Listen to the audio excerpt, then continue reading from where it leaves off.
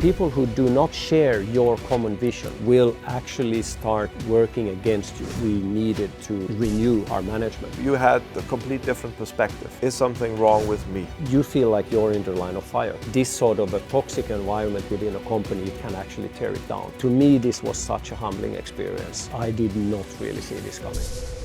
How do you create a truly remarkable organization? How do you get to a real success in the world of entrepreneurship? And not a success that some business coaches tell you about building a side hustle, but a real, serious, worldwide impact organization. This is something I want to dive in together with somebody who actually did it. So today I'm very pleased to have Jan-Erik Vitala with me. Jan-Erik Vitala has now just gotten the award Entrepreneur of the Year in Finland. And his organization has been awarded plenty times. He's won 3 times the award of the fastest growing company by the Financial Times. And there's plenty other awards. This organization was set up in 2014. Since then, reached over 1,000 employees, reached nearly 200 million revenue. It has a worldwide footprint. The boating industry is not the same anymore since he and his guys showed up. So I'm very happy to talk with Jan-Erik Vitala about his business success. Thanks for taking the time. Thank you, Frederick. So Janne, what makes such a success? At the end of the day, it comes down to the team. We need to have, and we have, an extraordinary team that work together towards a common goal. So in that sense, it's always a team effort, but still you need to have somebody with a vision and somebody who wants to change something. When we founded Axopar, we wanted to change day boating, and we wanted to be offering new solutions to our customers to make their boating days out of the water. We've now been doing it in 10 years. Very interestingly enough to understand how the company has grown within these 10 years and all the challenges that we've had been faced and overcome during these 10 years. Another thing very interesting is to understand how much you need to rethink and relearn yourself. So you cannot approach a company that has never done anything like this before. So in the boating industry, nobody has done this ever in the past. So there were no real tier points or books that you could read in how to build this company as it scaled so rapidly during the 10 years. But there were still some very basic business principles that we took in place in order to safeguard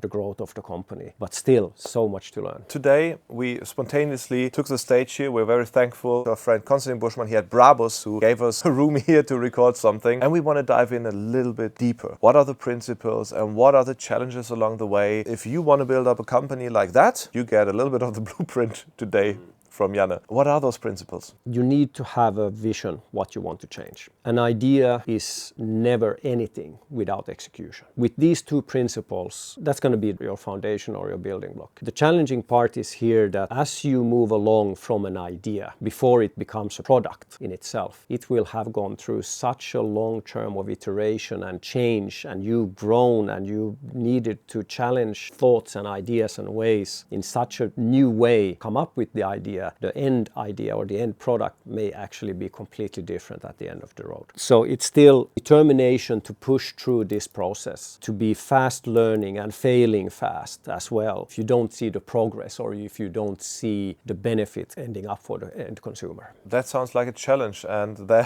had been tough times and tough challenges. In the end, you excelled at them. So what were some of the last challenges? And how do you go about them? As the company grew, we believe that hiring people from organizations that have already achieved this growth in the past, who are already, let's say, double our size or double the size that we want to be in 2-3 years, that we start hiring people from these organizations because they have already been a part of this growth. In many occasions, we found out that the people we hired from large already grown companies are actually good at maintaining systems, but they were not equipped with the mindset of building a system.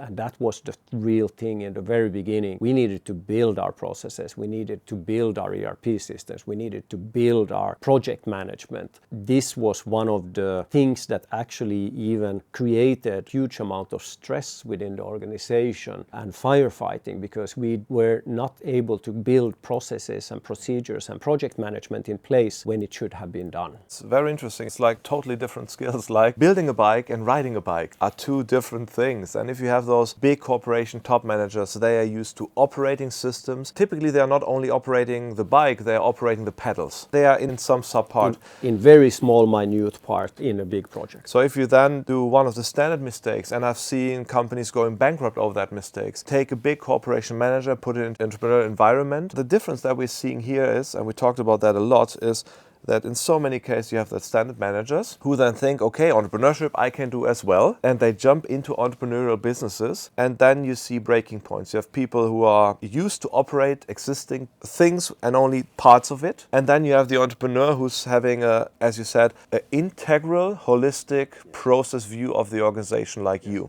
And this is how it clashes, right? Yes. They need just half a year or year to realize that the mistakes and the problems that they see is from not having the systems, and then they are not equipped to build the systems. Yeah. And this is something that actually challenges organizations deeply. So how did it turn out in your way, and what did happen there? We went all the way to the extent that we needed to renew our management. This was more or less a core problem when I do things devoted towards a customer experience and I push for customer excellence. Whenever I wanted to raise the bar, because I knew where the bar needs to be in order for Axopar to become what it has become today. And I incrementally, in steps, wanted to raise the bar. At the same time, we found that we have some people who wanted to stay within their own comfort zone, within their small box. They had been working too long within this small box so that they could never zoom out anymore, that they started gradually wanting to take down the bar again. This created a huge stress within the organization, not only within me and the owners who wanted to develop the company and push it for entrepreneurial excellence. The mid-management started stressing because we wanted to change, and we also had a very skilled and highly motivated team that also wants this change. At some point, the team were held back by management, and the owners were not also even able to push through the change we wanted. At that point, there is only one possibility you can do, and that is more or less to renew the organization. This created a huge stress between everyone. So I've learned from you, Frederick, the 4 Fs, which is the freeze, flock, and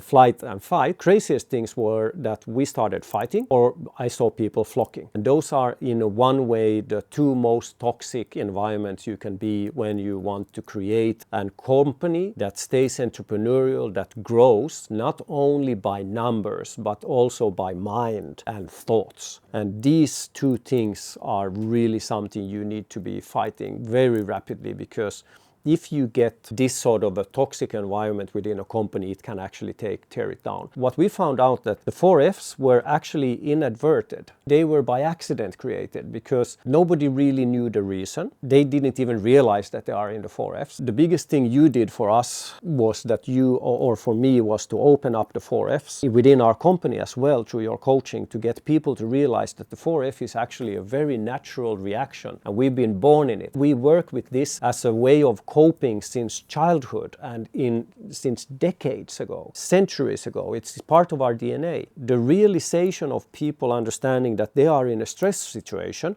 just the awareness, change people's perception and are able to shake it off and take in new information and rethink things.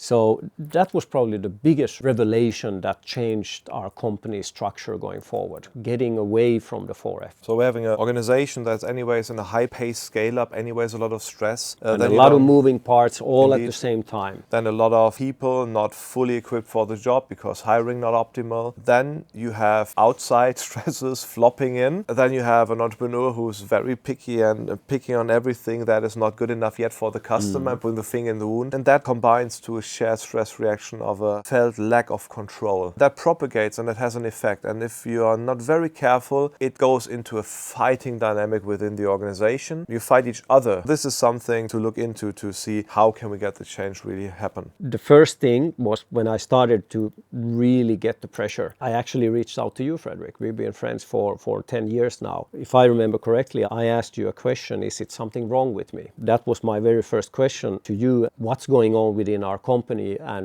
why are we not able to push for the things we want to achieve together. By the way, it's something very remarkable. We in many cases see entrepreneurs addressing us going like, a supplier is stupid, my team is stupid, my CEO is stupid, and fix them. You had a complete different perspective. Is something wrong with me? Let's dive a little bit into that one. In order to make change and to push for change, I wanted to be 100% sure that I am right, that my views, my thoughts are right. In a company scaling like this and in a company growing like we did, there were no one I could really talk to. As an entrepreneur, you will be at times very lonely. So for me, it was this self-reflection first. And from there, then more or less finding the direction. A part of the old management coming in from large-scale companies who did not want to change. So when I was trying to raise the bar alone, in a way, we had 5-6 people that wanted to pull down the bar to their level because that was their comfort zone, that was their skill level, and they did never want to move outside of the box. And the more I tried to raise the bar for the benefit of the customers, for the benefit of the growth of the company, and creating more job opportunities as the company grows, I was being fought back. The more I fought for the success,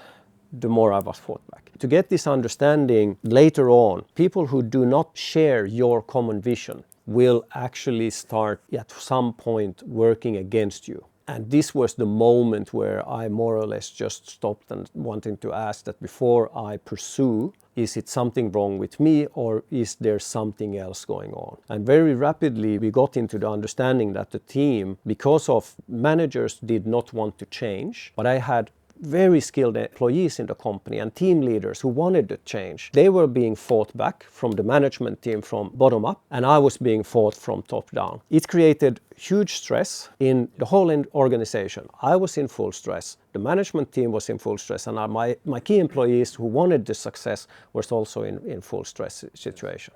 Now, this is the thing is here, and we talked about that a lot. This is not to blame anyone. This is just rather to understand the dynamics of things, right? There are managers taking their perspective from the bigger organization and really honestly thinking they are doing what is best. There's team leads really thinking that they are doing what is best. We are just rather talking about a coordination problem here in a tough environment than somebody doing it on purpose. One thing that we a lot see with high-pace scaling organizations that we coach and consult a lot is the moment people are running into challenges and they are in uncharted territory like you were, the more there are no standard best practices, standard roads operations. That creates a constant feeling of I'm not in control of the full situation. The feeling of lack of control is defined as stress, and stress has 4 reactions: fight, flight, freeze and flock. Especially fight and flock are the tricky ones. Now we go in there, we start fighting, and we take our ideology of how to fix it and go into fight mode, and then we flock. We flock together with those who have our same ideology. So the management is clinging together, the team is clinging together, you cling together with everybody who's an entrepreneur in the organization, and we have areas building. Any kind of endeavor of you putting the finger in the wound for the client, for the customer, going like, this is not good enough, guys. We need to, it's nice that we fixed it for 4 years or for 3 months or however long it took to develop something, but it's not good enough. Then you are the one bringing the extra stressor to the set of stressors, and that is how it went on in the organization. That is typically normal to see in that kind of an organization. But how does it feel if you're in there? You feel like you're in the line of fire. As an entrepreneur, you need to have a bit of a thicker skin. But it's a very uncomfortable situation to be in because you will be, even on a daily basis, fought with people trying to tell you you are wrong. And you really need to reflect, is this the truth? Are you wrong? Is it somebody who, by purpose or inadvertently, by accident, is actually holding back? This is probably where self-reflection and determination is the key. Having an understanding of what you want to achieve. And this is where also then the learning started coming in, that if I'm not able to tell the story what we want to achieve, and we do not have breakthrough goals or milestones where people can actually measure in increments what we want to achieve, because for someone, the big breakthrough goal or a big vision was too big for someone to comprehend. So they needed to have this sliced into smaller pieces, where then milestones and breakthrough goals were the key. And from here we started unraveling people, and people started to understand how to do it. So there was a bit of a gap between my vision, the management team's positioning, and the executing team's ambitions. Yeah. So even another thing comes in. As there's chronic stress in the organization, we see that the necessary things are not done. done. Any organization needs longer-term breakthrough goal, needs a cascading down of the goal into the annual setting, needs a definition of the list of projects and processes that you operate in order to reach your annual goals, needs a management structure on top that's effective and lean and measuring it. In the stress situations, you tend to lose them, and then you're ending up in those kind of scenarios. But one thing that I want to highlight here in that special, I think it's even a little bit more. You say it's self-reflection. I would go one step deeper, and I would suggest something a little bit more deep. What also struck me, I see that with all the high-performing top entrepreneurs that we work with, and it's a distinguishing characteristics of the high performers that achieve great things. They present it like you, like it's self-reflection, you start with yourself, but actually it's a principle below that. It's like the 100% feeling of being responsible and 100% dedication for self-development. If I'm the problem, I can fix it. How great is that? And even if I'm not the problem, I have created the system that creates the problem. It's also my problem. It's that position of responsibility, full responsibility. It's not, yeah, somebody else did it. Yeah, the market's problem. Yeah, it's just not happening and we cannot do anything. But it's like, no matter what, I assume that I'm in the driver's seat, that I'm responsible, that I can tackle it. That's the first part, but that's not enough. The second part is, and that I saw a lot with you, I think we've been in a coaching scenario for the last 4 or 5 years. We have then been in the organization helping there for 2-3 years. The interesting thing is, from anybody, you have been the one taking the most coaching sessions. You have been the one asking the most questions, been the one being the most proactive in any kind of change. And that is a pattern, that combination of it's me and I'm taking the responsibility. And even if it's not my direct behavior, it's me steering the system that brings me that behavior. And now, full throttle mode on, full power with everything that I have. Let me fix it, let me change it. So what drives you to have that desire, that momentum? So how can you do that? We've achieved so much in the 10 years within our company. It's the sensation that we can do so much more now. Because let's say we've done our fair share of struggles in order to achieve what we have. But now the real motivating factor is to me that how skilled and how professional our team is becoming on a daily basis. Now I truly see the potential that we can unlock, and the new products coming out from Axopar already now are groundbreaking. The next 10 years is going to be very interesting to go into. And that's what keeps me motivated. An important part is still for you to keep going is also at the same time is the notion that you're doing things right. That is a big motivating factor. It doesn't mean that people need to be, applauding you or thanking you. It's just the sensation. And I believe this is within the company in departments, that the departments feel we're doing the right things right now. Now we have focus, and that is intoxicating in a way. So when you get this sort of good sensation, I would say that today in our design team, we are on fire because we've found each other. We've found that entrepreneurial spirit into the management procedure way, which is still hurting us a bit because very creative people don't really want to be held down by a system or a process. They're getting the understanding that this is needed in order for them to stay creative and don't need to be firefighting that much anymore, following, because the system takes care of the following. Jan, from all the rewards that you and Axopar have gotten, what was the most significant for you? Number one was the Entrepreneur of the Year. To me, this was such a humbling experience, and I did not really see this coming. Entrepreneur of the Year award is actually something that any company with a 3.5 million turnover can apply for. Even there are a family-owned company over 100 years old, a $1 billion company, whatever, anyone is able to join into this. This was given to me, and Axopar was the biggest achievement to me personally ever. In the same time, very interestingly, we are celebrating our 10-year anniversary with Axopar. And in January, I received a special judges reward from the marine industry for the achievements that I have been able to push together with our team and creating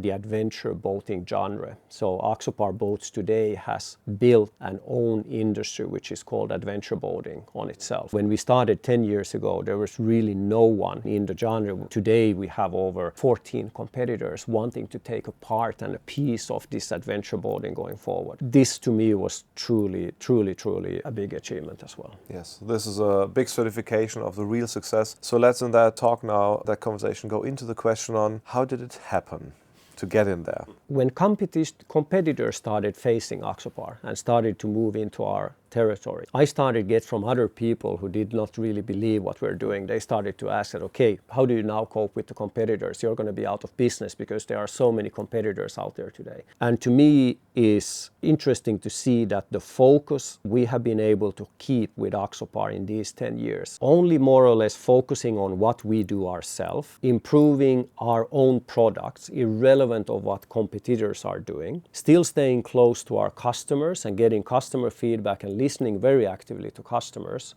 and improving our own product, becoming better at what we do. Focus on what you do it with determination, do it with in-depth understanding of what you want to achieve and what your customers want to experience.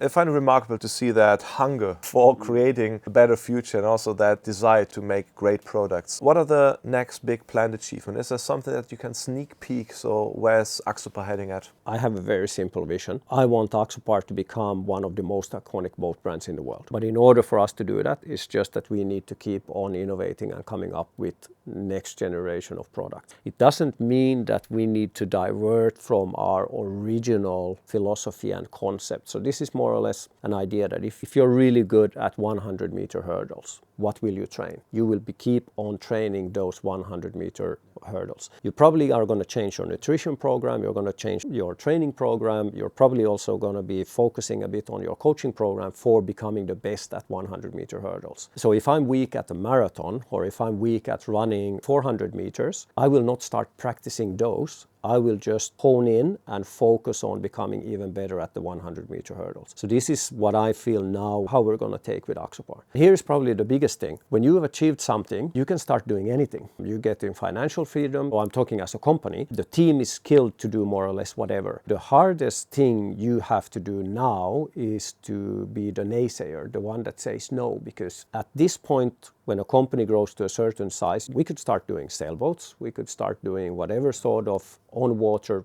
product we want to. We could start making bicycles if we want, because we have the production and the team and design, everything is built for that. But it's just the determination and focus to become better at what you're already good at. I think there's two very important things to unpack here. The first thing is, what you see here is the entrepreneur building kind of the sandwich of the organization. Like, you started with, there's an idea and it's my job to create an idea, but that idea needs to have customer value. So what you're trying to do is actually lead in that idea of, we need that boat in your case, or that extra product, that accessory for the boat. Then in the end, it's your job to find execution pathways so that in the end something comes out that is then great and actually delivers the value. Maybe before we go to the management topic, would you please elaborate on what is the intervention necessary for you as an entrepreneur in the company of that scale to constantly push and go in and to advocate for the end customer and make sure that the process is actually great? If I would call myself, I'm a visual leader.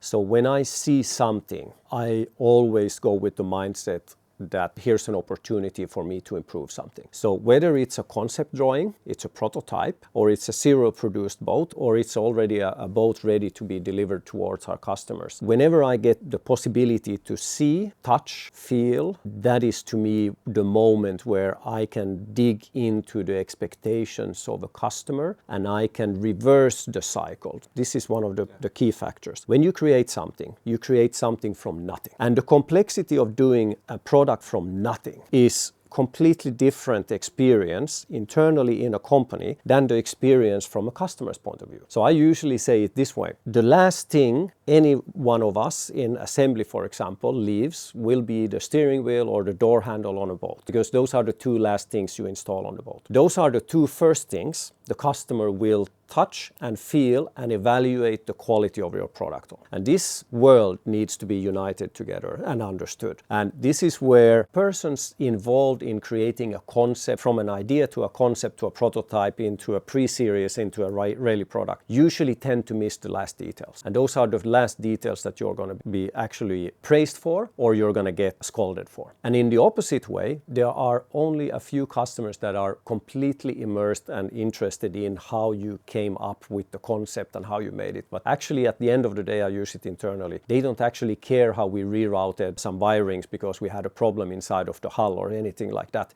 They just want to have that experience from the very beginning. These two worlds need to meet.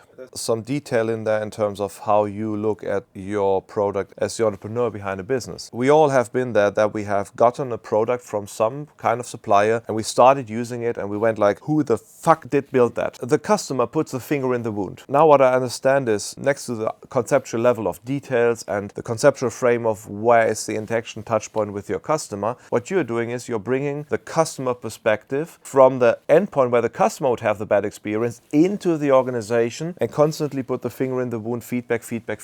And this is the basic principle behind it, is that right? This is probably one of the parts where I as an entrepreneur are mostly misinterpreted. I am motivated, I am devoted and dedicated to provide the best customer experience. And I work very closely with my customers. I even reply to customer feedback and comments even on social media forums personally, myself, because I want to be a part of the customer's journey and experience. And whenever they have a problem, they inform me and I need to go into the team. Sometimes the problems can be very simple, that there is a default in the product. As a growing company, many times these problems that end up in the consumer product actually happen because we did not have the right procedure in the right place. We didn't maybe have the right education at the right time in order for people to have that understanding. And that means that I need to go inside of the organization to be able to provide that customer experience. I need to put the finger in the wound and I need to dig down into procedures, processes,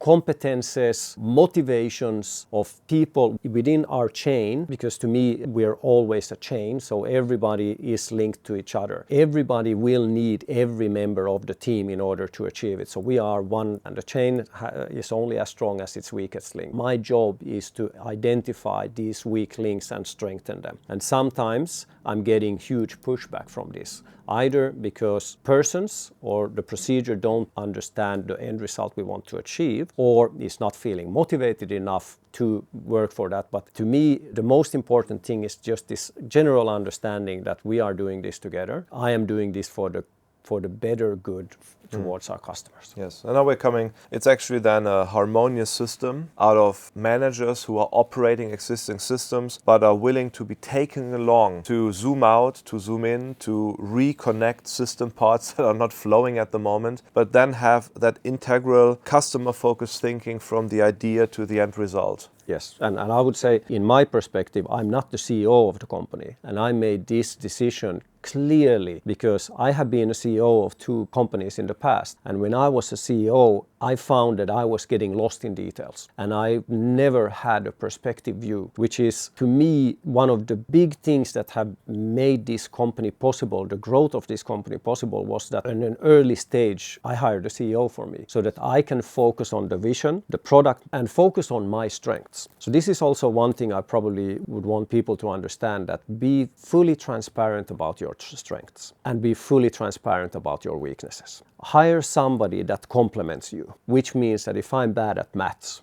then I need to have a very good mathematician as a CFO, because he will strengthen me together. This transparency throughout the entire team helps to create this strong link, this strong chain together, where everybody is helping each other and there is no blame culture even in there, because people are already from the very beginning very transparent about, this is my skill set, this is what I want to achieve, this is what I'm good at, this is what I want to learn, and these are the things I don't know and I don't want to work with either, so that we can get people working with these topics instead. And this also has a huge part to do with motivation, because if you force people to work in positions they are not feeling motivated to do, which is one of the mistakes we also made in the past, because let's say the company grows, we get new positions, we don't have the staff for it, so we give new positions and new management positions to people that were within the company, and we more or less mistakenly forced them into a new position they didn't really even want in the beginning, which from there also comes the demotivation,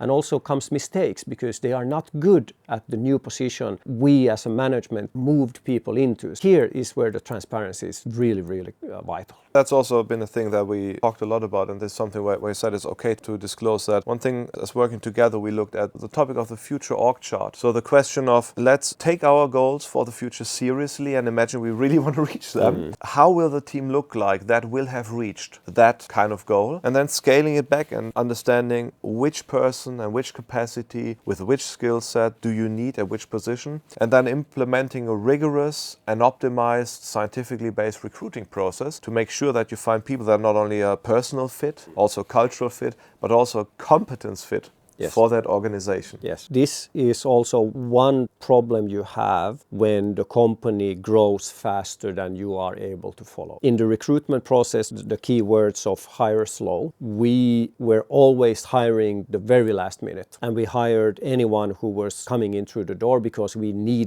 were forced to hire someone. This is one of the entrepreneurial mistakes that can cost the company dearly. Once you have a position within a company filled, it's filled. It will take you time to realize that this position was probably not filled with the person of the motivation, skill level, or understanding for the job we as entrepreneurs or we as a team expected them to do. This is why professional recruitment processes, a long-term process where you are not forced into hiring whoever is behind the door, but you also have the time and strength to say no if you don't find the right candidate. That is one key takeaway today that we are changing within the company. What is next there? Is it full on Axopar till the end, or are there other things coming? What is going on in your brain, or is it less working? So what is in the future? I've given a lot for the company. There has been sacrifices made. Let's say it this way, I will always be passionate for the company and I will always be pushing for the brand and the customer experience. But yes, maybe it would be great to have some weekends off at some point and not being too much involved in anything. But at the same time, I have a very curious mind. I want also to learn new things. So in that sense, I would never say never that I will stay as I am today. Maybe I want to learn some new things. So we need to be curious and observe what is coming along. For sure, for sure. Yeah, curious to see that. So thank you very much for the conversation. And if we reflect on that, we had many learnings going through the dynamics of an organization that is scaling up in that high pace. We looked at what is the team that you need and being thoughtful about recruiting, looking at the right competences, not making the mistake of just getting top-notch managers who are used in operating a system, but getting people to build systems if you need systems built, and the managers for managing the system. So get up a team that is really working together in an orchestrated fashion. Being the most curious one and taking over the responsibility for any problems that you see, and then moving along and taking the team along the way. And if there's problems, well, fail fast. Fail fast. Fix it. Move forward. Challenge it, and challenge the team, and also being willing to be the one putting the finger in the wound if it's for the sake of the employee or if it's for the sake of the client in the end. Yes. These are the ingredients with which you build a truly outstanding organization. Just in 2 decades, over 1,000 employees, nearly 200 million US revenue, and a lot of great experiences to come. So thank you very much for that conversation, and I hope you all learned a lot from that. I certainly did.